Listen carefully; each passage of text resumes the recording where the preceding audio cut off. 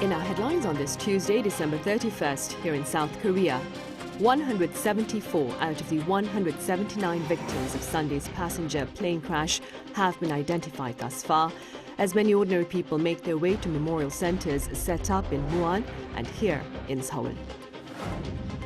And pundits are questioning the presence of the concrete wall at the end of the runway at Muan International Airport that the Jeju Air plane crashed into before bursting into flames and killing all but 2 of the 181 people on board. Meanwhile, an arrest warrant has been issued for President Yoon Suk-yeol in response to his silent snubbing of a series of summons served to him in recent days by investigators for questioning over charges of insurrection in light of his brief imposition of martial law on December 3rd. We start with the latest developments with regard to Korea's worst air disaster in decades. Most of the victims of the plane crash have been identified, but the task of recovering their remains continues. Our Park Gun-woo has the latest. The identification of at least 174 out of the 179 victims has been confirmed as of Tuesday afternoon, while efforts to recover the personal belongings and body parts of some victims are ongoing. DNA analysis is underway to help identify the remaining victims. The first funeral home for one of the victims has been set up in Gwangju, while most of the other victims' bodies are still undergoing related procedures before being returned to their families. Acting President Choi Sang-mok said maximum support will be provided for funerals in accordance with the wishes of the bereaved families. Mourners across all age groups have been heading to joint memorial altars from the early morning to mourn the 179 lives lost. Muan has at least 2 memorial altars, including one at the Muan Sports Complex and a newly established one set up on Tuesday at the airport, following requests from bereaved family members.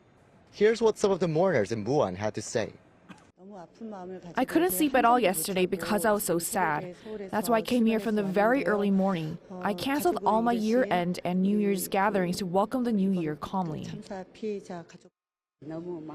We were so heartbroken. My daughter even came from New Zealand. One priest also visited the site. My heart aches so much when I think of the bereaved families, so I came here with my fellow believers. Right now, I think the most important thing is to simply be together and cry together. Along with joint memorial altars in Muan, just like the one I'm standing now, at least 88 memorial altars have been established across the country. Those include the ones in Gwangju City, where the majority of the passengers who lost their lives in the plane crash were from, as well as in Seoul. The memorial altars will be open until Saturday, the last day of the national mourning period. Park Gun-woo, Arirang News, Muan. The Jeju Air passenger plane burst into flames after crashing into a concrete wall at the end of the runway at Muan International Airport. Pundits are now questioning the presence and the purpose of this solid structure. Our Choi Min-jung reports. Last Sunday, a Jeju airplane crashed into a concrete wall after skidding off the runway at Muan International Airport during a forced landing. Aviation experts are questioning the significance of the wall located off the runway in what was South Korea's worst plane crash in history. Experts suggest that the high number of fatalities was likely due to the plane hitting the wall. The passengers were killed by hitting a solid structure just over the end of the runway, where a solid structure should not be. The concrete structure holds localizers, which are antennas that help navigate airplane landings. The Transport Ministry explained that there are no standardized designs or regulations for installing such facilities. The type of foundation used for the localizers varies depending on the airport. For example, some use concrete structures, while others use pile-type foundations. The official added that airports in Gimpo, Daegu, Yeosu, Jeju, Gyeongju, and Pohang also have localizers placed on top of concrete structures.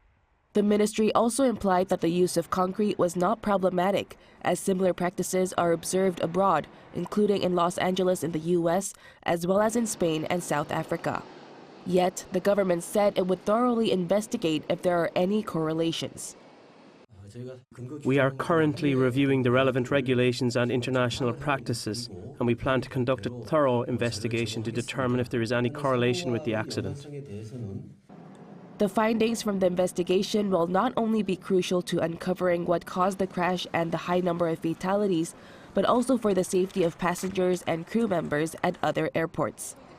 Choi Min-jung, Arirang News. Now, questions are also being raised about whether Jeju Air had placed priority on profits rather than safety in the operation of its flights. Our Lee Seung-jae explains. Following the Jeju Air passenger plane crash that killed 179 people on Sunday, questions have been raised about whether the low-cost carrier has been overly focused on profitability by focusing their planes in service longer than their competitors. According to the Financial Supervisory Service on Monday, Jeju Air's average monthly passenger flight operation time per aircraft in the third quarter of this year stood at 418 hours, the longest among the 6 domestic airlines. The figure surpasses full-service carriers, including Korean Air, at 355 hours, Asiana Airlines at 335 hours, while other low-cost carriers Jin Air, T-Way Air, and Air Busan all recorded less than 400 hours. The very plane that was involved in the tragic accident was also found to have operated 13 flights in the 48 hours before the incident. While it traveled from Muan, Jeju Island, and Incheon, and international destinations during that 48-hour period, the plane typically served as a charter flight for group tours organized by a Gwangju-based travel agency. The recent holiday season traveling may have also increased the flight operations of the passenger plane. The concerns over Jeju Air's passenger planes have also led to a surge in cancellations. According to industry sources, as of Monday at 1 p.m., 68,000 Jeju Air flight reservations have been canceled. Of them, 33,000 were domestic flights, while 34,000 were for international routes. Jeju Air said most of the cancellations came shortly after the deadly crash on Sunday. Domestic travel agencies have also reported a surge in cancellations of tour packages. While the travel industry is closely monitoring the current situation, it expects demands for travel to continue declining as public anxiety lingers. Lee Seung-jae, Arirang News.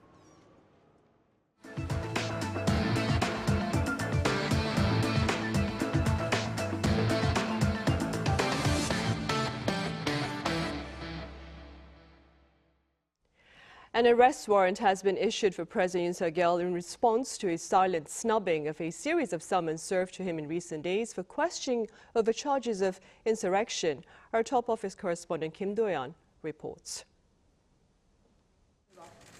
An arrest warrant has been issued on Tuesday for President Yoon Suk-yeol by a Seoul local court. This means for the first time ever, a sitting president can be taken into custody by law enforcement authorities. When the actual detaining will take place is typically not revealed, but the warrant is valid for 7 days until next Monday. According to a CIO official, Yoon, once detained, may be held at the Seoul Detention Center in Uwang, just south of Seoul. On top of this, search warrants have been issued as well, and locations include anywhere that President Yoon could have been.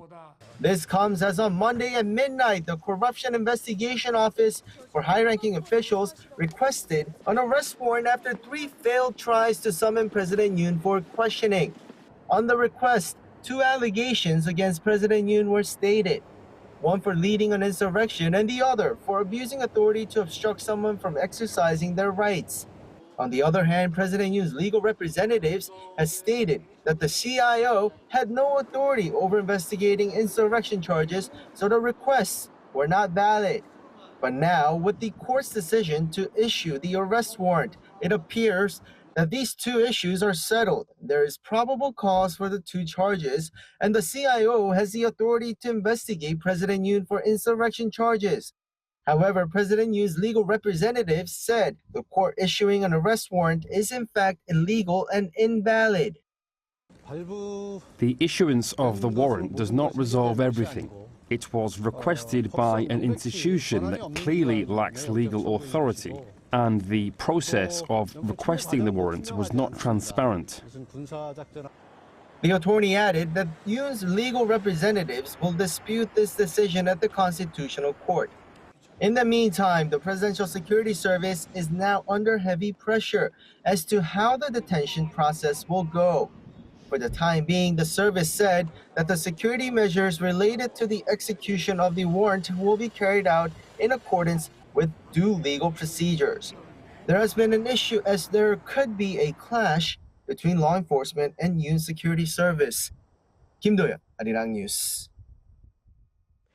The Constitutional Court has urged for prompt appointments of new justices to fill its 3 vacancies. Now, speaking at a regular briefing earlier on this Tuesday afternoon, Deputy Press Officer Chun Chae-hyun revealed that the current 6 members of the court are striving to handle a heavy workload amid a surge in the number of impeachment cases. The court also underscored the priority being placed on the impeachment trial of President Yoon Suk-yeol, who has spoken of filing an injunction. The court, however, says it has yet to receive such a request. And at the National Assembly, lawmakers across the aisle are responding to news of the arrest warrant issued against President Yoon Suk-yeol. For more on this, I have our political correspondent Lee Shi-hu live on the line. Shi-hu, let's start with the response from the ruling and opposition parties.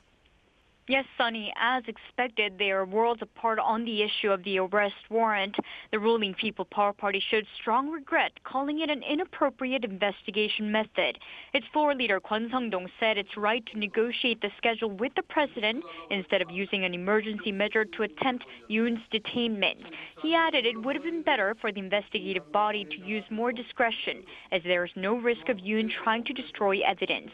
This was countered by the main opposition Democratic Party, whose spokesperson said that the issue of the warrant provides a new and major opportunity to put an end to the insurrection and those involved in the insurrection. Spokesperson Cho Seung-nae urged Yoon to stop defending himself with the guards of the presidential office and comply with the arrest warrant. Shiu, I also hear a parliamentary probe has been put on track into charges of insurrection against the president. Indeed, Sunny, the Assembly agreed to launch a parliamentary investigation allegedly against President Yoon and his administration for instigating insurrection through Yoon's declaration of emergency martial law on December 3rd. 191 of 285 lawmakers present at this afternoon's plenary session voted to approve the bill for launch proposed by the National Assembly Speaker Muan. 71 voted against the bill, while 23 abstained. Now, this means the National Assembly's bipartisan special committee to investigate the Yoon's administration's alleged insurrection charges will officially begin its activities. The committee this morning held its first meeting and selected its chair and secretaries from both the rival parties to lead the 45-day investigation process until February 13th, during which the lawmakers will summon witnesses and those involved for questioning. They're mainly looking to question Yoon's close aides, including the officials at the presidential office, the Office of the National Security, and the Office for Government Policy Coordination, as well as military officials at the Defense Ministry and the Defense Counterintelligence Command. But despite the committee being bipartisan, there are differences in stance between its ruling and opposition party members on the details of the investigation process, including its scope and depth and the list of witnesses to summon. Right, well, despite their bickering on that front, Shiu, I hear in a rash show of solidarity, the two political parties have indeed come together to pray for the victims of Sunday's deadly plane crash. That is correct. The rival parties showed united support and condolences for the victims of the recent disaster. They've set up a memorial altar together at the parliament and held a moment's silence. The ruling People Power Party's Emergency Leadership Committee Chair Kwon Young-se and the main opposition Democratic Party of Korea Chairman Lee Jae-myung held closed-door talks presided over by Speaker Oh today. The party spokespeople announced after that they've agreed to form a bipartisan consultative body focused on addressing topics related to people's livelihoods and also discuss response measures to the recent plane crash in Muan. The ruling and opposition lawmakers will form a committee to respond to the disaster and meet with the grieving family members to come up with necessary support measures. They will also carry out discussions with the government in the process. All right, Shiu, thank you for that coverage. That was our political correspondent Lee Shi-hu with the latest from the National Assembly. Now, with regard to the vacancies at the Constitutional Court, Acting President Choi Sang-mok has approved the appointment of 2 Constitutional Court justices to fill 2 of the 3 vacancies on the panel. This came at a cabinet meeting on this Tuesday afternoon as the Constitutional Court undertakes the impeachment trial of President Yoon Suk-yeol. Now, two of the justices agreed on by both the ruling and opposition parties have been approved by Che. Meanwhile, on the two special probe bills against the President and the First Lady, Che has raised constitutional concerns and requested bipartisan negotiation. And in other news, consumer prices here in Korea marked an annual acceleration of 2.3% this year, the slowest in 4 years. Our correspondent Moon covers this finding. South Korea's annual consumer inflation slowed to the mid-2% range this year, marking a more subdued pace compared to 2023. Data from Statistics Korea on Tuesday showed that the Consumer Price Index, a measure of inflation, rose by 2.3% year-on-year. This falls in line with the Bank of Korea's forecast in November and is the lowest rate since the onset of the COVID-19 pandemic in 2020, as inflation climbed to 2.5% in 2021 and peaked at 5.1% in 2022 before settling at 3.6% last year. The drop in petroleum prices was smaller due to the impact of international oil prices, while agricultural product prices went up more. But the growth in personal services, electricity, gas, water, and processed foods slowed down, resulting in a 1.3 percentage point drop compared to last year. Figures for December show that the CPI rose 1.9% year-on-year, marking the fourth consecutive month of inflation under the 2% mark. The increase was, however, slightly larger than in November, signaling a potential shift back to the 2% range due to factors such as high exchange rates, which led to a reversal in the downward course of energy prices that had been seen throughout the year. Inflation remained above the Bank of Korea's target of 2% in 2024, primarily due to steep prices of fresh produce. The cost of agricultural goods soared by more than 10% this year, which is the highest rate recorded since 2010. Prices of fruits such as tangerines and pears surged, and vegetables like cabbages were reflected in an increase of almost 10% in the fresh food index. Fresh fruit prices alone rose by more than 17%, marking the sharpest rise in 20 years. The country's agriculture ministry attributed the rise to unstable conditions for growing agricultural goods due to climate change. During a review of price trends on the same day, the Bank of Korea noted increased uncertainty surrounding inflation forecasts, citing factors such as exchange rate fluctuations and weakened consumer demand. Moon, Arirang News.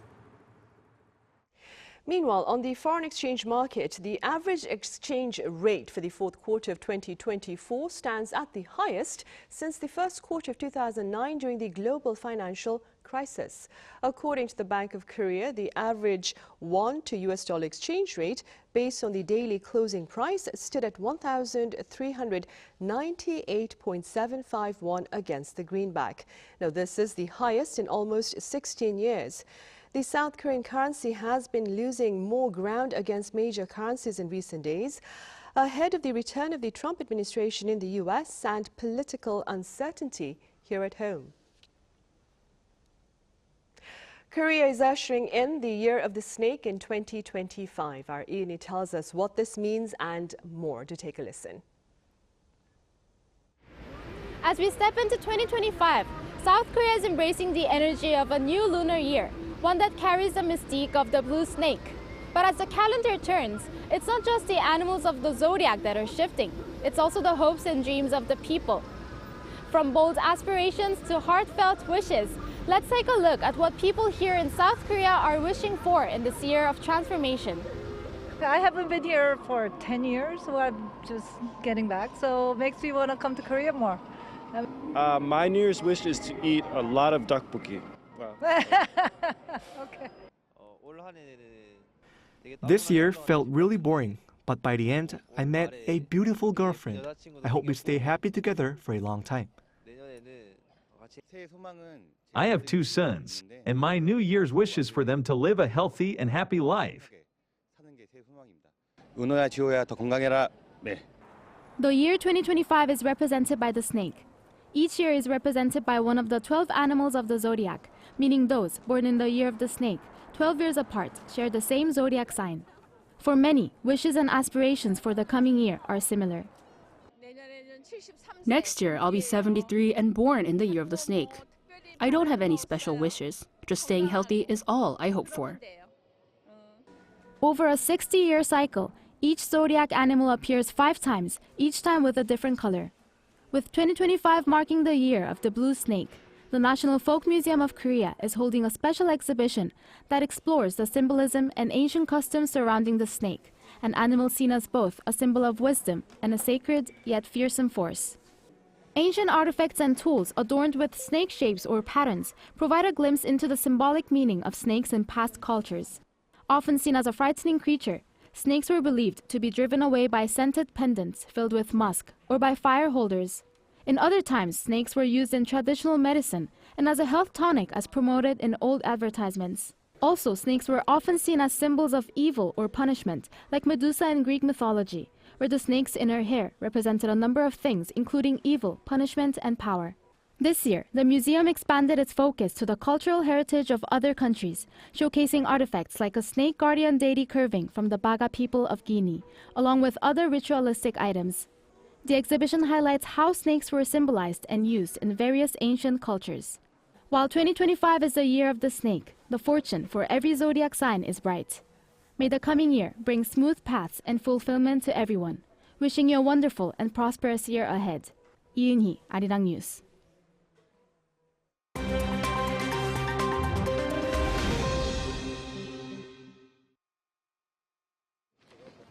This is The World Now, bringing you the latest stories from around the globe. In time for the end of the year, Moscow and Kiev have conducted a major swap of prisoners of war. In a deal brokered by the United Arab Emirates, Russia and Ukraine exchanged hundreds of prisoners of war on Monday, with the Russian Defense Ministry saying 150 Russian troops returned home, while Ukrainian President Volodymyr Zelensky said a total of 189 Ukrainians had been freed. In what is the 59th prisoner exchange since Russia's invasion of Ukraine, Zelensky said that the Ukrainian prisoners included military personnel, National and Border Guards, along with 2 civilians who had been captured by Russian forces in 2022. While Ukraine has not published the exact number of prisoners of war held captive by Russia, BBC sources suggest that the number from the near 3-year war is more than 8,000. The United Nations Secretary-General Antonio Guterres published his annual New Year's message on Monday, expressing his concerns over global warming, which he called a climate breakdown. Throughout 2024, hope has been hard to find. Wars are causing enormous pain, suffering and displacement. Inequalities and divisions are rife, fueling tensions and mistrust. The top 10 hottest years on record have happened in the last 10 years, including 2024. This is climate breakdown in real time. The UN chief added that in 2025, it is essential for countries to put the world on a safer path by cutting emissions and supporting the transition to a renewable future. As we count down towards the new year, Brazil's Rio de Janeiro is preparing for the world's largest New Year's Eve celebration.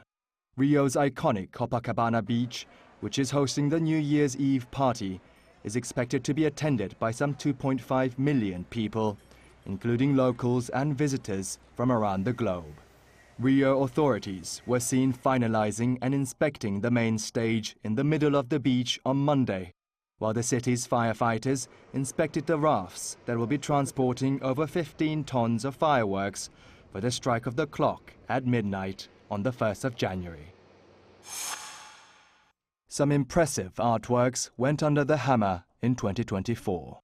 L'Empire des Lumières, Belgian surrealist artist René Magritte's oil painting, depicting a paradoxical combination of day and night, was sold at a Christie's auction in New York for some $121 million. Other works such as British painter David Hockney's California, which had not been seen in public for over 40 years, was sold at another Christie's auction this year for some $24 million, while Rest on the Flight into Egypt, painted by 16th century Venetian artist Titian, fetched some $22 million. While the renowned pieces of art fetched impressive prices, subversive artist Maurizio Catalan's artwork, Comedian, which is a banana duct taped on a wall, also made headlines when it was sold for $6.24 million. Kim Xiang, Arirang News.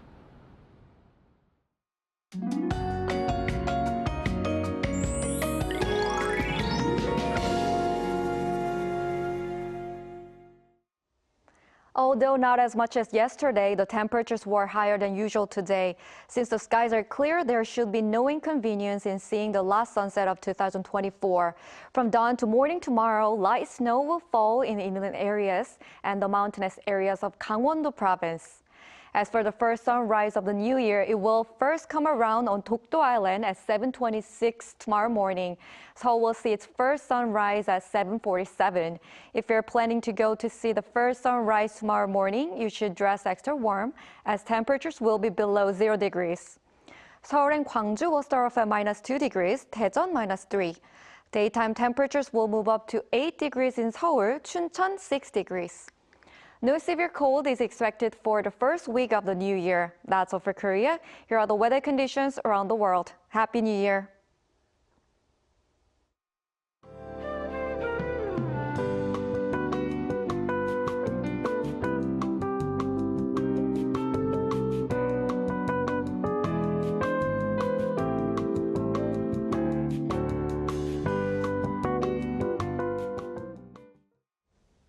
Those are the headlines at this hour here in South Korea. Thank you for watching.